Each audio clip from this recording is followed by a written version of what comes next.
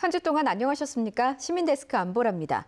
21대 국회의원 선거가 당장 코앞으로 다가왔습니다. 코로나19라는 유례없는 상황에 깜깜이 선거로 전락할 우려가 커지고 있는데요. 지금부터라도 차근차근 각 당의 정책과 공약을 점검해야겠습니다. 앞으로의 4년, 국민 생활을 외면하지 않는 생산적인 국회가 만들어질 수 있도록 국민 모두의 현명한 정치 참여가 필요한 때입니다. 이번 주 시민데스크 3월 시청자위원회 소식 준비했습니다. 화면으로 만나보시죠. 지난 24일 온라인 단체 채팅방에서 열린 3월 시청자위원회. 코로나19라는 전무후무한 위기 상황. 이번 회의에서는 포스트 코로나 시대를 예측하고 대비하는 보도 전문 채널의 역할에 대해 이야기 나눠봅니다. 더불어 다음 달 치러질 21대 국회의원 선거를 앞두고 유권자 중심의 선거 보도가 잘 시행되고 있는지 시청자 눈높이에 비춘 다양한 제언까지 들어볼 수 있었는데요. 지금 바로 만나보시죠.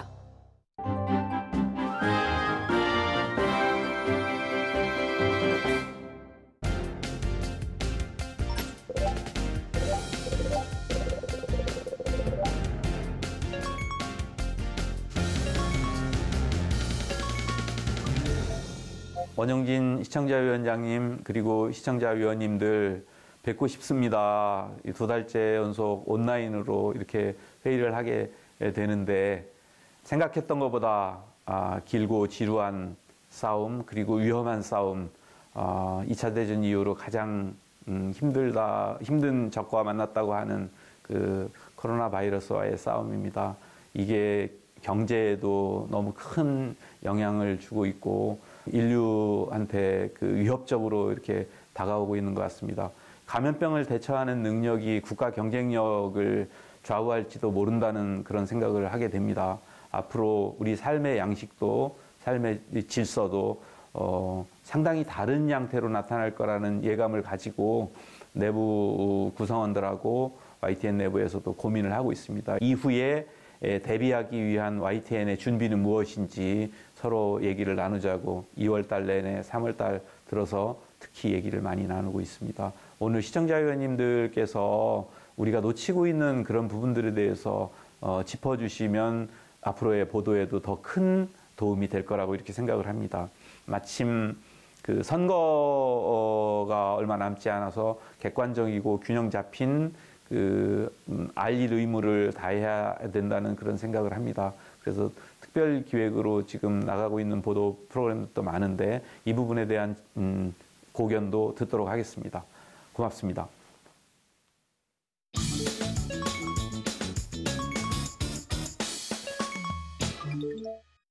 안녕하십니까. 시청자위원 김웅록입니다. 3월 회의 주제인 포스트 바이러스 위기 보도 채널의 몫에 대하여 몇 가지 말씀드리고자 합니다. 우선 첫째, 피드백에 대한 보도가 필요하다는 것입니다.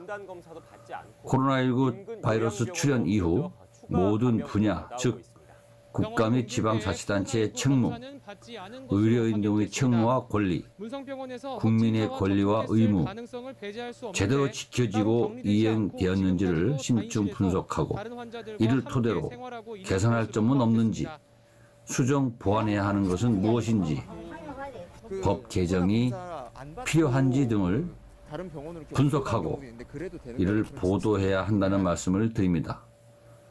물론 각자의 위치에서 이러한 일련의 과정을 거치겠지만 이를 공론화하고 이슈화하여 당위성을 높여야 한다는 것입니다.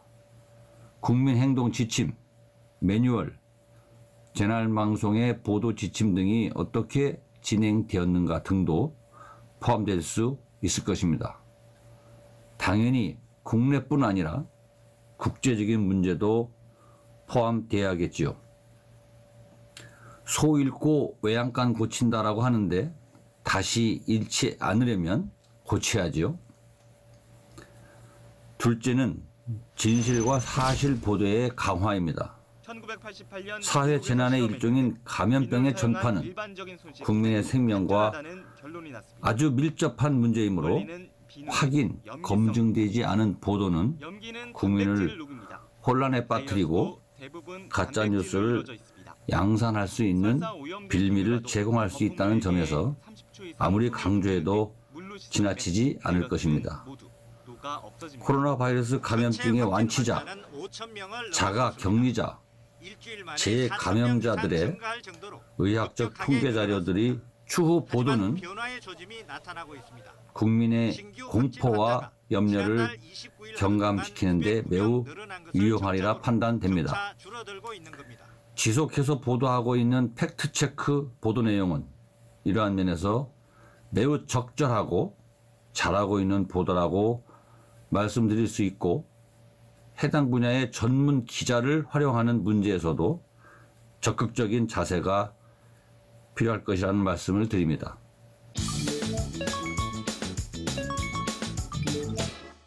안녕하세요. 김현욱입니다.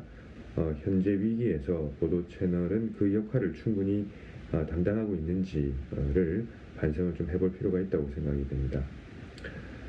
저는 최근과 같은 엄청난 불확실성이 지배하는 상황에서 YTN 보도의 대부분이 사실을 전달함으로써 불확실성을 최소화하는 그런 본연의 역할을 담당해 왔다고 생각하지만 여전히 아쉬움이 있다는 점을 지적하지 않을 수 없습니다. 가장 시설이 열악해 제대로 씻지도 못하고 하루 세끼 음식은 충분치 않습니다. 격리된 여행객들에 대한 다낭 정부의 태도와 관련된 보도, 그리고 돌발 영상에 지금이 분명한 찬스라고 잘못 듣고 보도했던 그런 내용들이 이제 거론될 수가 있겠는데요. 물론 그 논란의 대상이 되는 보도가 모두 오보라고 단정하기는 어렵겠습니다만은, 불확실성이 지배하는 그러한 위기 상황에서는 단독 속보나 특종보다는 여러 단계의 확인을 통해서 더욱 사실에 맞는 내용을 전달해야 하는 것이 언론의 역할이라는 그런 점에서 분명히 시청자들에게 사과해야 할 부분이 있다고 봅니다. 사실 앞에서 말씀드렸던 그 거대한 불확실성이 지배하는 상황에서 언론의 매우 신중한 태도가 필요하다는 의견은 선거 방송에서도 분명히 원칙으로 적용되어야 한다고 봅니다. 특히 코로나19 관련 불확실성이 해소되지 않은 상황에서 진행되는 선거이기 때문에 더욱 그러합니다. 서울 종로에 출마를 선언한 더불어민주당 이낙연 공동상임선대위원장은 대면 선거운동을 최대한 자제하며 코로나19 현안과 관련한 활동 내용을 SNS를 통해 공개했습니다. 강하게 나타날 것이라고 생각이 됩니다. 여기서 문제는 그 YTN을 비롯한 우리의 언론이 이러한 정책 아이디어와 국회의원 후보들의 발언을 즉각적으로 확인할 수 있는 역량을 갖추고 있는가 하는 것입니다. 현재의 역량이 감당할 수 있는 수준에서 사실을 확인하고, 한편으로 정작 중요한 상황에서는 사실 여부를 확인하기 어렵기 때문에 오히려 그러한 중요한 사안을 생략하는 결과가 초래될 수도 있습니다. 따라서 그 YTN 보도진들은 스스로의 역량을 재점검하고 재평가하셔서 앞으로 그 돌발 영상이나 팩트체크 등의 보도에서 선거 관련 내용을 포함할지 여부와 같은 그 보도 대상 범위 등 기준을 미리 선정하고, 이와 관련된 그 의도를 시청자들에게 다시 알리면서 사실만을 전달하겠다는 의지를 다짐하는 절차를 마련해 주시기를 제안합니다.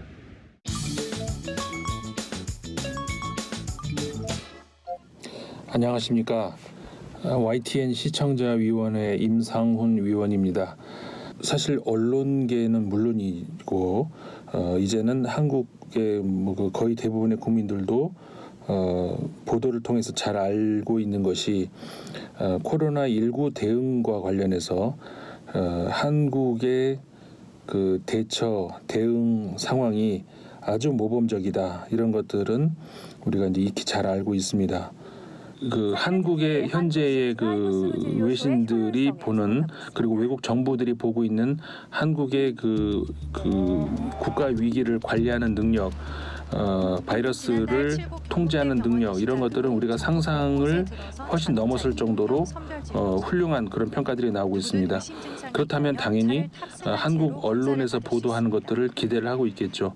하지만 불행하게도 한국 언론에서 보도하고 있는 것들을 그대로 우리가 예를 들어서 뉴욕타임스에 따르면 르몽드에 따르면 독일의 어떤 그 언론들에 따르면 이렇게 보도할 수 있는 그런 신뢰할 수 있는 그 한국 언론의 역량이 아직까지 국제사회에서 담보가 되지 못하고 있다는 것이 상당히 아쉬운 측면이라고 볼 수가 있습니다. 바로 이 부분을 우리가 이 기회에 우리 언론이 뼈아프게 생각을 하고 이 부분을 앞으로 다 잡을 수 있는 그런 어떤 기회로 삼아야 될 때가 아닌가 이런 생각을 해봅니다.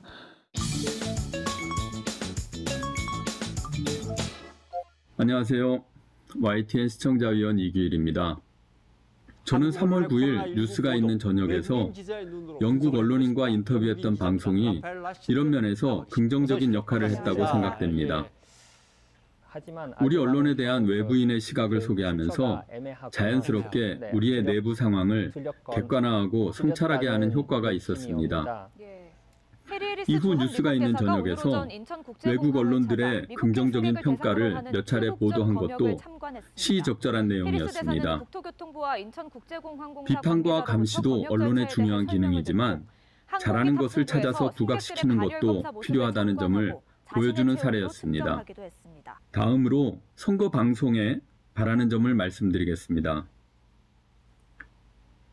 선거 관련 보도는 주로 대결이나 승부에 초점을 맞추면서 흥미 위주로 흐르기 쉽습니다. 이는 우리 언론이 개선해야 될 점입니다. 특히 이번 선거는 방역 문제를 놓고 공방을 벌이는 만큼 무분별한 가짜 뉴스가 확산되지 않도록 방송에서도 각별히 경계해야 한다고 생각됩니다.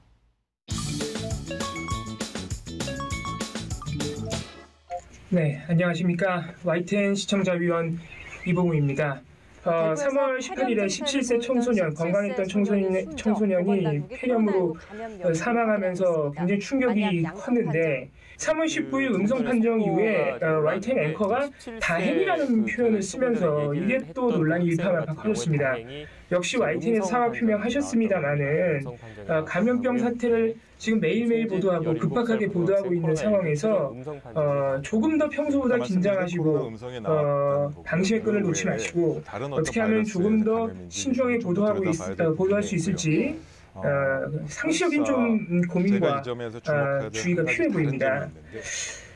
그리고 이 17세 청소년 사망이 음성 판정이 나왔습니다마는 근본적으로 제기되는 문제점들 우리가 뼈아프게 고쳐야 되는 과제들이 많이 떠올랐습니다. 특히 코로나19 외 중증 환자들에 대한 의료 공백 문제가 굉장히 큰데 YTN에서 추후 이런 감염병 사태에서 의료 역량이 감염병 방역에 집중될 수밖에 없는데 그런 상황에서 그 외에 중증 환자를 어떻게 대처해야 하는지 좀 대안을 제시하는 보도를 앞으로 좀 내주셨으면 하는 바람도 있습니다.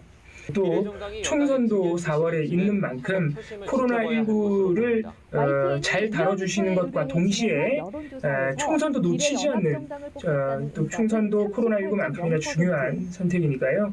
중요한 이슈니까요. 총선도 놓치지 않고 충실히 보도해 주시는 YTN이 됐으면 좋겠습니다. 안녕하십니까. 시청자위원 정성환입니다.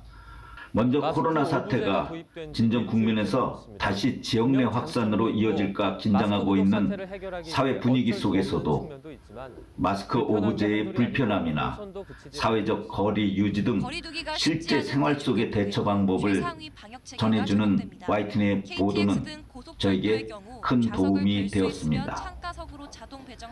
그러나 광역당국의 불필요한 모임이나 그리고 접촉 자제, 사회적 거리 유지 등의 당부에도 불구하고 장기간 이어져온 피로감에 다소 그 경각심이 낮아졌다는 느낌을 받습니다. YTN의 보도의 경우에도 동소식을 전하며 화면에서는 야외 나들이 객의 모습을 보여주는 등 시청자의 긴장도를 느슨하게 만들 수도 있겠다라는 생각을 가졌습니다.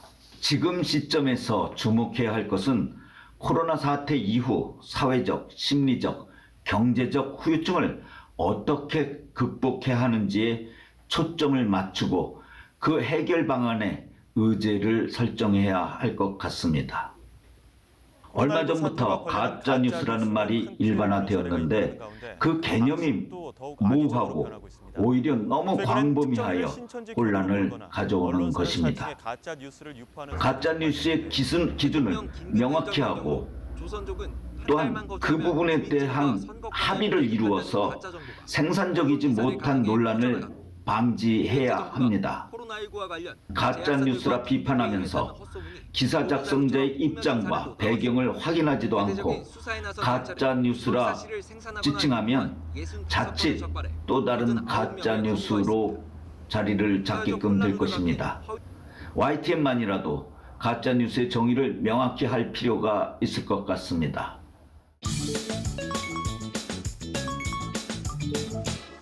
안녕하십니까? YTN 시청자 요원 조현욱입니다. 매일 YTN이 코로나19에 대한 사태를 보도하면서 화면 상단 우측에 확진자 수, 완치자 수, 그리고 증가된 숫자를 플러스로 표시해서 실시간으로 코로나19 상황을 파악할 수 있도록 해준 것은 매우 감사하고 또한 사태를 정확하게 판단하는 데 시청자 입장에서 큰 도움이 되었습니다. 또한 각국에 코로나19가 전파되었고 그 대응 상황이 어떤 것인지에 대해서 3월 17일자 글로벌 리포트라는 제목으로 코로나19에 대한 사태를 보도하였는데 각국에 있는 현지 교민들의 생생한 발언과 경험을 통해서 저희들이 각국의 대응 상태를 실시간으로 알 수 있었고 굉장히 많은 도움이 되었습니다. 아직도 코로나19는 물러가지 않고 많은 국민들이 불안 속에 있고 우리의 삶을 많은 변화를 또한 가져오게 만들었습니다. 먼저 교육에 있어서도 온라인 교육을 할 수밖에 없는 상황이고 또한 집합교육을 할 수 없는 것을 넘어서 대면을 할 수 없기 때문에 모든 커머셜, 즉 쇼핑이 다 온라인으로 이루어지고 있는 상황입니다. 또한 엔터테인먼트도 온라인으로 지금 진행되는 상황입니다. 이처럼 모든 면에서 우리 상황을 변화시키고 있고 이미 그 변화는 시작이 되었습니다.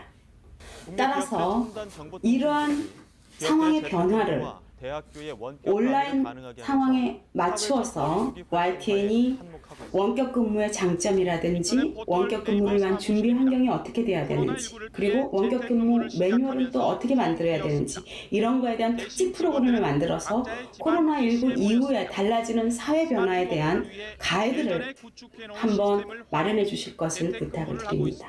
한 가지 요청을 드리고 싶은 것은 앵커 그리고 방송 관계자는 물론이고 방송 작가들까지 포함하는 공직선거법 교육을 함으로써 선거방송에 있어서 어떤 것이 법상 제한되는 행위인지 이런 것들을 알 수 있도록 한번 교육하는 기회를 가져주시기를 부탁드립니다.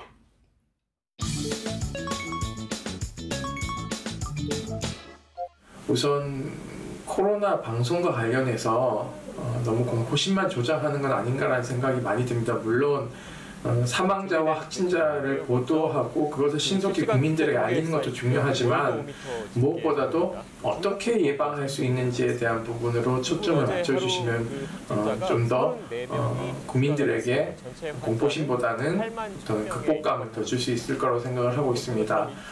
아울러서 더 문제 제기하고 싶은 건 이런 것들입니다. 한국 사회 내에서 공공병원의 중요성이 얼마나 중요한 것을 좀 더 심층 있는 취재를 통해서 이야기해 주셨으면 합니다. 예컨대 진주의료원을 폐쇄한 것이 얼마나 이러한 그 코로나 질병을 극복할 수 있는데 위험 요소로 작용하고 있는지, 한국 사회가 과거 정부 차원에서 영리병원을 확대하려고 하는 것들이 얼만큼 이 질병과 코로나 확산에 대해서 얼마나 이 방안책이 아니고 오히려 돈 없는 자들이 바이러스에 노출돼서 사망할 수 있는지에 대한 개연성, 사회적 공공병원의 확보가 얼마만큼 필요한지에 대한 구체적인 대안을 제시하는 방송으로 이어졌으면 하는 바람이 있습니다. 그런 지점에서 YTN이 좀 더 공공병원에 대한 인식 개선이나 확충에 대한 대안을 제시하는 기획력 있는 기사가 뒷받침되기를 희망해 봅니다. 시청자위원회의 원용진 위원입니다. 전염병이나 질병과 관련된 보도에는 유난히 전쟁의 은유가 많이 사용됩니다. 질병을 물리쳐야 할 악마이거나 처부셔야 하는 적으로 묘사하기도 합니다. 전염병이 사회를 초토화시켰다거나 우리 몸 안으로 침투했다는 식의 보도는 일반화되어 있습니다. 질병이 그런 식으로 은유되었을 때 뉴스를 접하는 쪽은 단순하고 명료한 설명에 고개를 끄덕거릴 수는 있습니다. 과연 모든 질병과 전염병은 환자의 잘못으로 혹은 환자의 나태나 부주의로 인해서 생기는 것일까요? 누구든 환자일 수 있는 가능성에 놓여 있습니다. 질병이나 전염병을 보도할 때 정확한 의학 지식에 맞추어 보도하는 준칙도 필요하지만 인간의 존엄을 다치게 하는 상식적 언어 사용에 대한 세심한 배려도 필요합니다.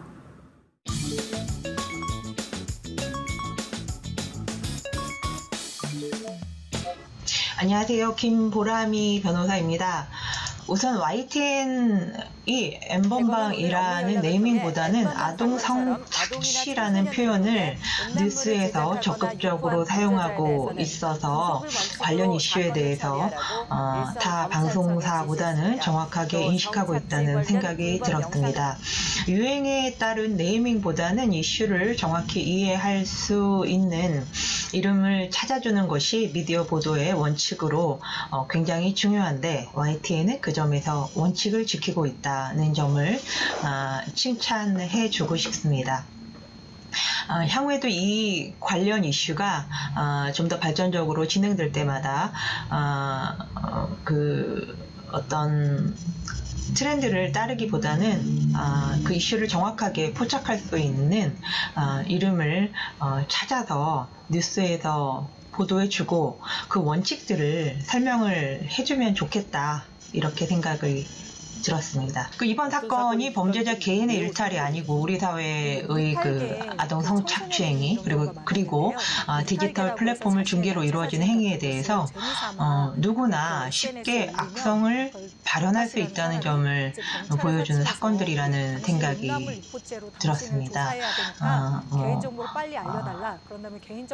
YTN은 그 과정에서 타 방송사보다는 흥미 위주의 보도보다는 시스템과 절차에 집중하고 있어서 보도윤리를 지키면서도 이슈의 맥락과 포인트를 잘 짚어주었다고 생각을 합니다. 다만 향후 이 이슈가 발전될수록 피해자 입장에서의 보도가 점점 더 중요해질 텐데요. 피해자의 피해 회복, 원상 회복 등의 측면에서 이 문제들이 모두 해결될 수 있도록 미디어가 해야 할 일들을 계속 모범적으로 보여주면 좋을 듯합니다.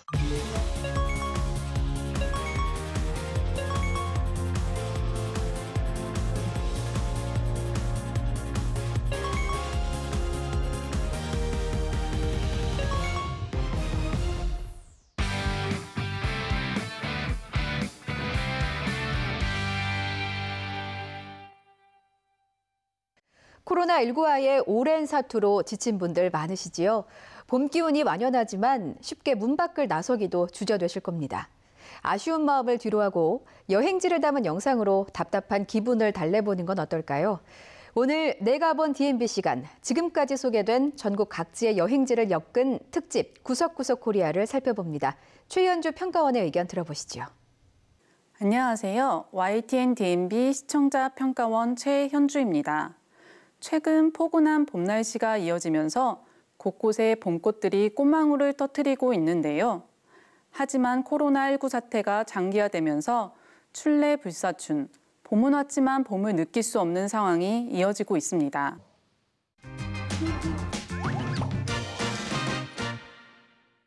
이러한 아쉬운 마음을 구석구석 코리아와 같은 여행 프로그램을 이용해 달래보는 것도 하나의 방법일 텐데요. 지난 시간 구석구석 코리아는 우리나라의 아름다운 자연경관을 담은 특집으로 꾸며졌습니다. 구석구석 코리아에서 준비한 특집! 대한민국은 언제나 아름다운 풍경으로 가득하다. 여행을 자제하고 사회적 거리 두기를 실천하는 요즘 TV 프로그램에서 새로운 여행지를 방문하고 소개하는 것이 적절치 않을 수 있습니다. 이러한 사회적 분위기를 반영하여 이번 구석구석 코리아는 전국 곳곳의 아름다운 여행지들을 엮어 특집으로 기획한 점이 돋보였습니다. 매년 봄이 찾아오면 처음으로 소개된 광화도 고려산 진달래 군락지에서 분홍빛으로 물든 고려산의 아름다운 모습을 보여줘 성큼 다가온 봄의 기운이 전해지는 듯 했습니다. 진달래들이 반가운 인사를 건네는데요. 길이 200m, 높이 50m. 경기 포천의 한탄강 하늘다리와 경북 울릉군에 위치한 간음도, 강원 양양의 스쿠버 다이빙, 그리고 인천 송도의 센트럴파크까지 전국 각지의 다양한 볼거리와 즐길거리들이 소개됐는데요. 진행자 아비가일의 재기발랄한 모습과 더불어 여행지에서 만난 관광객들의 이야기가 얹어져 프로그램에 생동감을 더했습니다. 다만 코로나19에 대한 우려가 높은 시점에서 사람들이 많이 모인 장면들이 불편하게 느껴질 수 있는데요. 시청자들의 이해를 돕기 위해 해당 영상이 코로나19 사태 이전에 촬영된 점을 고지하는 자막이 필요해 보였습니다. 또한 각 여행지의 소개 마무리에는 사진들과 함께 해시태그를 이용해 각 여행지를 주요 키워드별로 정리해줬는데요. 이런 각각의 구성들은 여행지의 주요 볼거리와 장점들을 한눈에 파악할 수 있도록 도왔습니다.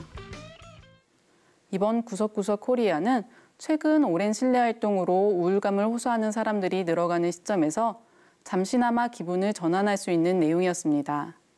시민들이 걱정 없이 안전하게 우리나라 곳곳의 아름다움을 직접 체험할 수 있는 날이 하루빨리 찾아오기를 바랍니다. 시민데스크는 시청자와 함께 만들어갑니다. 보도와 프로그램에 관한 여러 의견들 시청자센터 홈페이지 게시판에 남겨주시고요. 저는 다음 주에 더 알찬 소식으로 찾아뵙겠습니다. 여러분 고맙습니다.